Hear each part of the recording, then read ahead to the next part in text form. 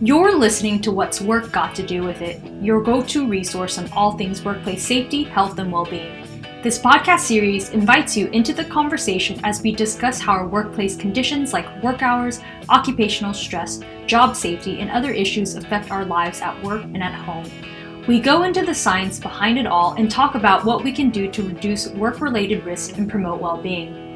This podcast is a production of the Oregon Institute of Occupational Health Sciences and Oregon Healthy Workforce Center and is produced by myself, Helen Shuckers, Nicole Guilfoy, Sam Greenspan, and Anjali Ramesh Babu.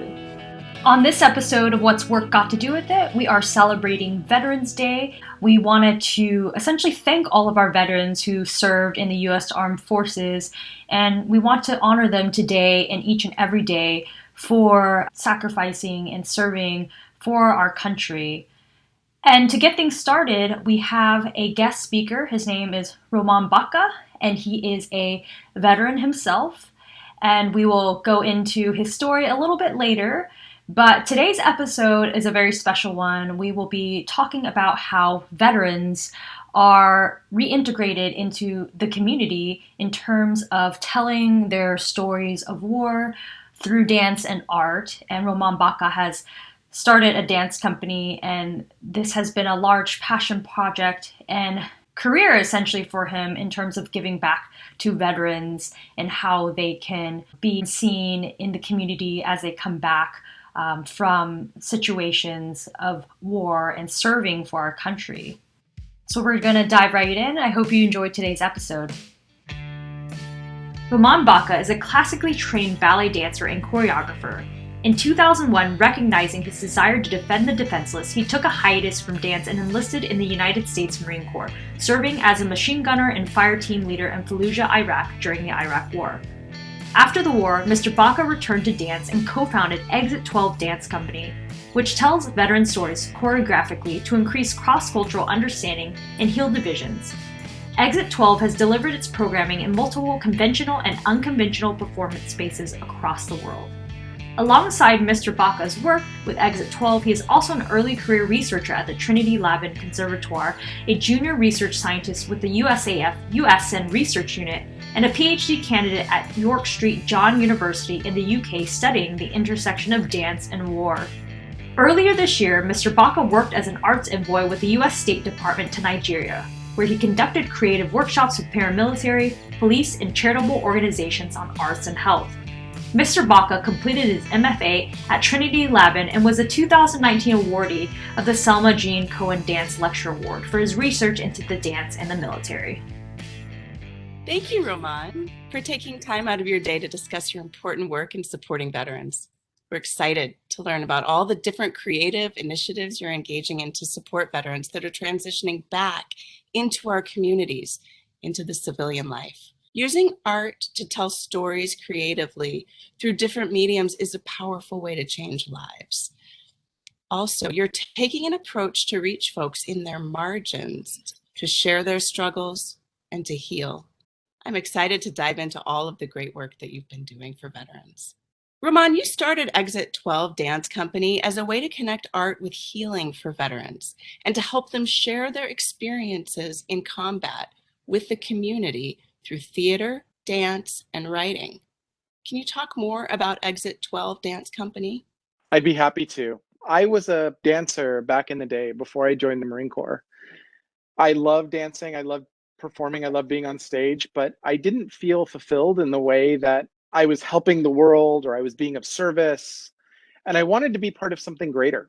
And so I joined the United States Marine Corps and consequently deployed to Fallujah, Iraq in 05-06 as part of the war effort. Upon returning home from war, I wanted to talk about these profound experiences I had had and my Marines had had overseas. And one of my mentors off the cuff said, well, you should either write a book or maybe you should choreograph about it. And I thought, wow, what an interesting way to investigate these experiences. Would start putting them on stage.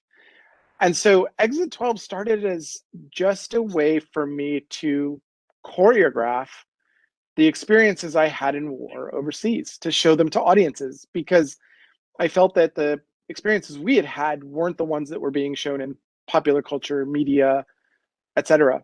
as we were going along and presenting these stories, like stories about a Marine on patrol in the desert and grasping to hope and love and courage to keep him safe, to the unspoken words in letters from his loved ones brought to life on stage through dance and choreography.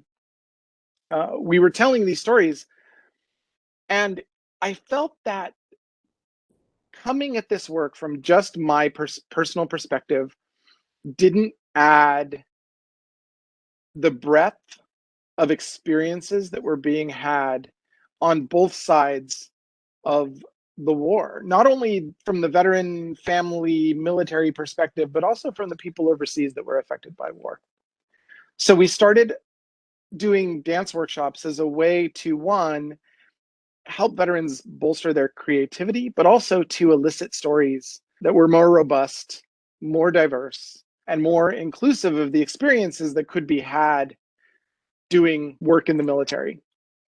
And so Exit12 has come to this place where it is a dance company that does workshops, not only movement workshops, but writing workshops with veterans to help them tell their stories, and then acts as a way that those stories can be put on stage and presented to audiences, particularly to provoke discussions about war. That's powerful. Thank you. You know, the image of dancing veterans isn't something that comes to mind very often. Could you know, your work clearly pierces some stereotypes around the military culture and the mindset. Could you say more about this? I think you're right. I think the image of dancing veterans doesn't provoke an understanding of what that means initially. And of course, we don't have a way that we reach out to veterans that brings them into the studio. What we found is that working with creatives, working with artists on our side, dancers, poets, and then reaching out to veterans who want to tap into that creativity in one of many ways, whether they're writing and want to see their writing realized into a play or a choreo play or choreography, or they're maybe a visual artist or a musician, or they're a mover themselves.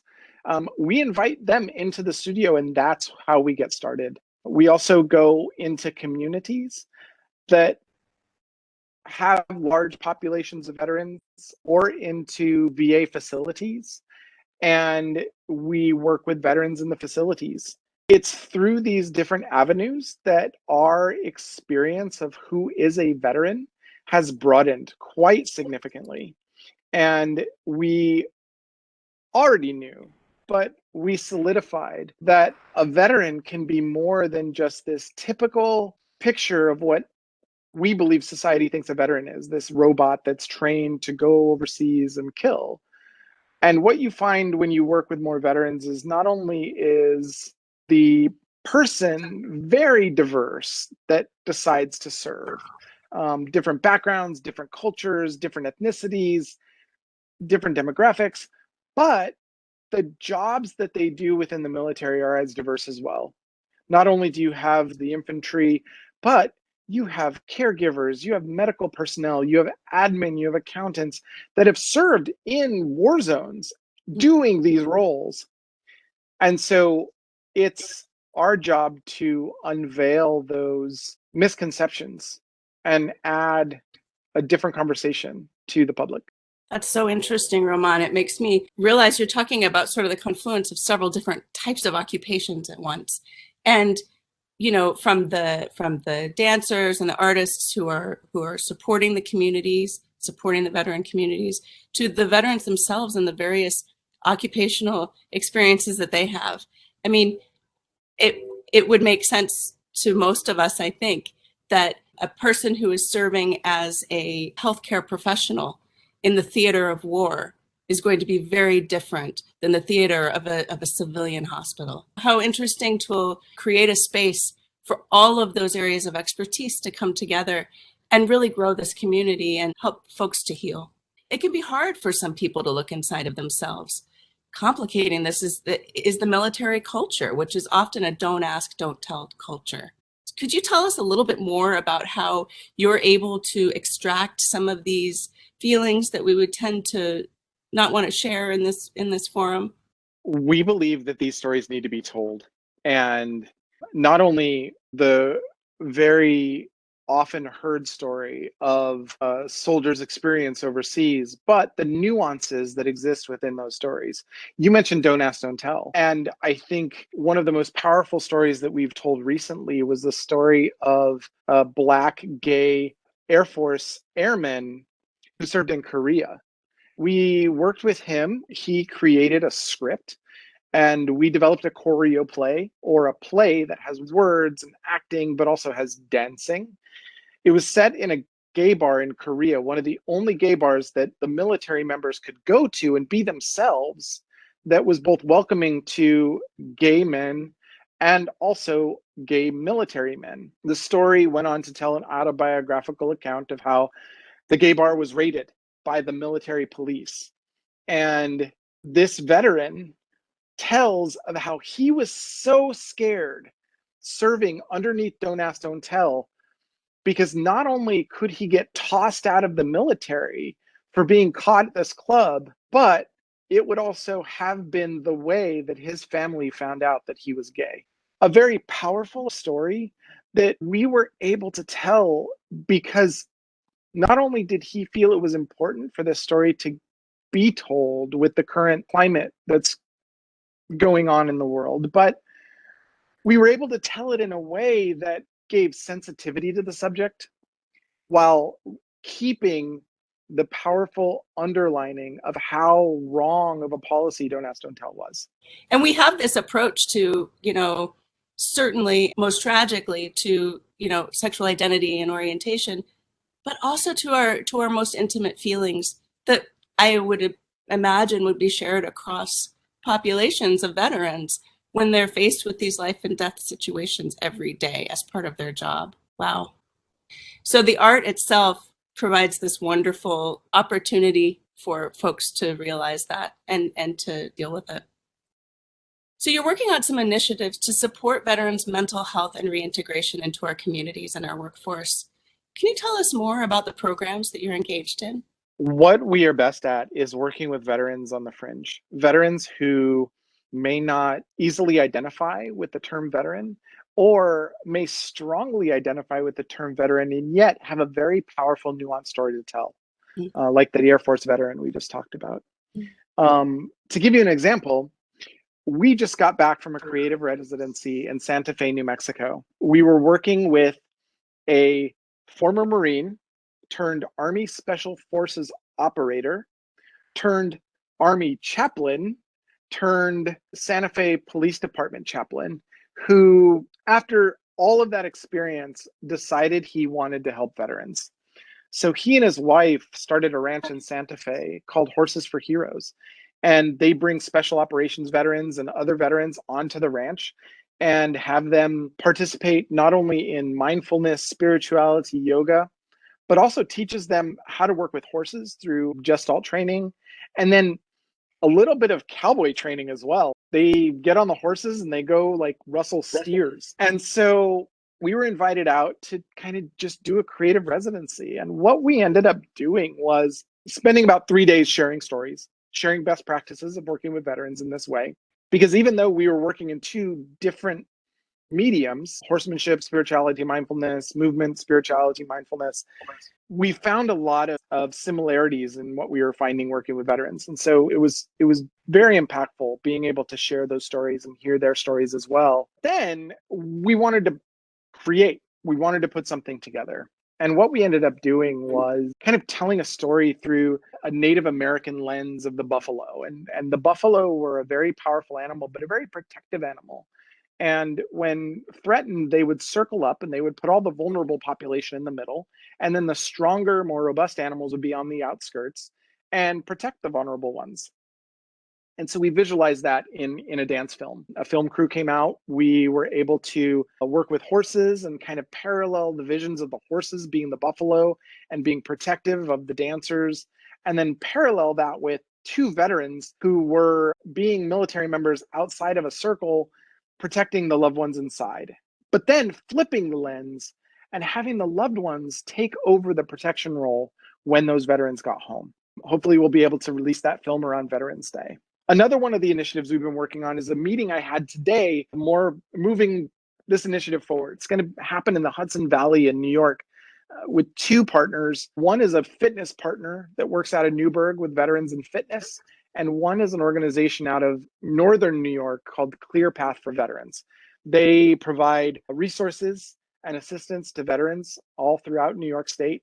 And what we're envisioning is a creative retreat for veterans in the Hudson Valley to bring them into Newburgh for 3 days to engage with poetry, writing, movement, fitness, painting, all aiming towards a public performance in that weekend. And what's great about this partnership is the ability for Exit12 to partner with strong resources in the area that can further round out our offerings and give veterans a deliverable of not only the creative arts, but resources that they can pull from, lessons learned in fitness that they can take home and help their day-to-day lives. I have one more if you're okay for it. Please do. The most exciting one, well, one of the most exciting ones is with the Intrepid Air, Sea, and Space Museum in New York Harbor. It's an aircraft carrier that they have turned into a cultural mecca of education. And it's one of the places that we've visited many, many times, starting in 2011. We've performed on the deck during Fleet Week. We had an evening performance that was an all Exit12 performance for our audiences. And a couple of years ago, we did a performance below decks where we brought veterans in, did a dance workshop with them, and then turned that into a public performance piece that we were able to do alongside some of the Intrepid's initiatives for veterans. Well, they've been such a great partner, we decided to work together on a new initiative where we're going to develop a long-scale workshop on the Intrepid itself, where veterans will come for multiple days to engage in creative workshops aimed towards a public performance. And so what that means is they'll come to the ship every day, we'll move, we'll create, we'll tell stories and turn those stories into some sort of piece that we can put on stage. And then the public will be able to see it sometime in 2023 in a public performance. Wow. These are all wonderful examples of how you've been able to scale this intervention for veterans. And there's so much task work involved with that. It's just really impressive that you've been able to do that. I do wonder, what is it like for those participants who take their stories to an audience? Is that a cathartic experience? Can you describe that for us? I think with Exit12, we also want to be very sensitive with the population that we're working with and the stories that we're working with. And so with our Air Force veteran who did the Korean play, choreo play, he was very passionate about getting his story out and felt that it was one of the most important things he's done. Not only was it very hard for him to do, because it's opening himself up and being very vulnerable, sharing this powerful story, but for him, like you said, it was extremely cathartic to be able to release that, to be able to tell people that story. For those veterans that feel that their story might not resonate or may resonate in wrong ways with the public, or that may not just want their story shared, we're very sensitive to that as well. And often we find ourselves pivoting so that we can include that individual in a very powerful way without making them feel uncomfortable, vulnerable, or a target for any sort of things that might come up had they shared their story in a public forum. So we are very sensitive and champion the stories that the individuals want shared publicly, but will also closely safeguard those stories that people do not want shared. It's a tremendous responsibility you must feel. All it is knowing that when I started this work, I was putting my own stories on stage and how scared I was for the public to see those stories. And so it only bodes well for me to deal with their stories with the same care that I deal with my own, and to be the torchbearer for this work and to be an example of someone who has been vulnerable and has told their story. It hasn't always been received in a positive light, and yet I still feel these stories are very important to tell because of the discussions that they create. We always like to leave our listeners with some nuggets, some resources, and some key takeaways. I know that you've done a little bit of work that involves Shakespeare, that you are, certainly working with the National Intrepid Center of Excellence and the other sort of aspects of bringing new perspectives to the table. Could you share with us something that if you could give one message or one takeaway to our audience, what would it be? Absolutely. I think there's a lot of research that is converging around this topic of storytelling, of theater, of performance, of dance. Like you said, two of the most prominent people that are getting research out into the public are Stefan Wolfert, who created a program called Decruit, where he uses Shakespeare to help veterans tell their stories. And he's developed partnership with a couple researchers, and they've published some papers. So if you go into Google Scholar, Stefan Wolfert, you'll be able to find some very powerful evidence around work that's being done in theater and veteran stories. Another very good resource for you if you're interested in this subject is the National Intrepid Center for Excellence, which is connected to Walter Reed National Military Medical Center. They have two researchers that have been doing quite a bit of work. The most prominent one is Melissa Walker, who has been doing the masks that you might have seen in National Geographic.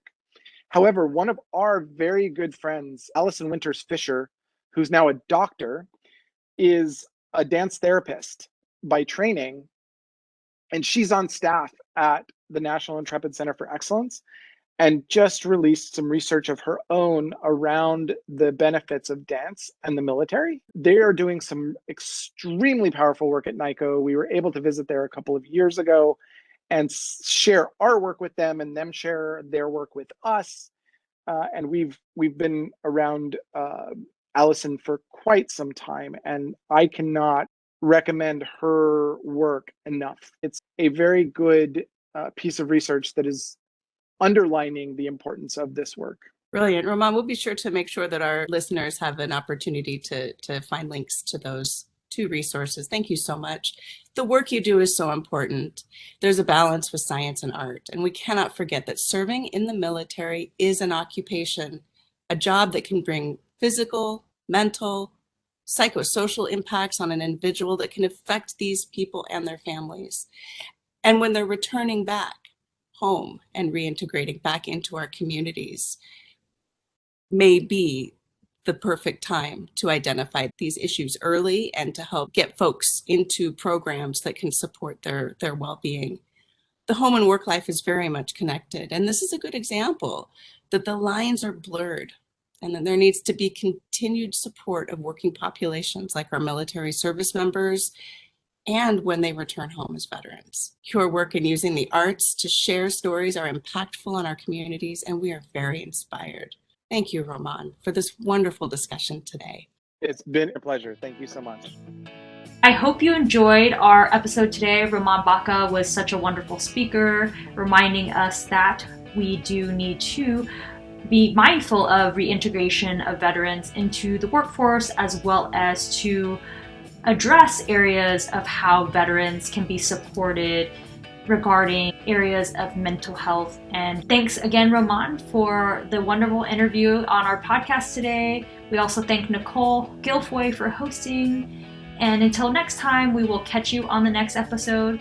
This likely will be our final episode of the year, but we will have a lot more content in 2022. Thanks so much for your support.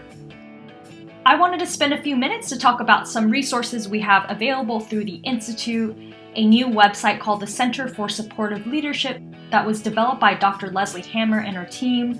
It is a website that houses supervisor training programs specifically to support employees' health and well-being through improvements of leadership support. And they are free, and they touch on different areas of emotional and instrumental support, creative work-life management, team effectiveness processes across different industries. And they are stemmed from the original work of Dr. Leslie Hammer and Dr. Ellen Kosick on family supportive supervisor behaviors.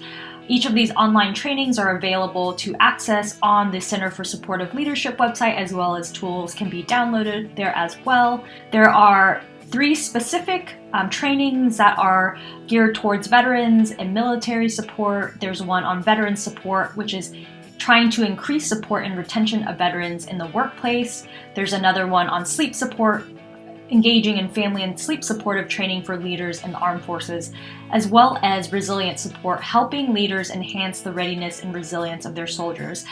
I will make sure to link all of these resources in the show notes below, so feel free to check them out. Also, we will be hosting a 2021 Fall Symposium, a virtual online all-day symposium on Friday, November 19th, 2021 from 9 a.m. to 2:30 p.m. Pacific Time.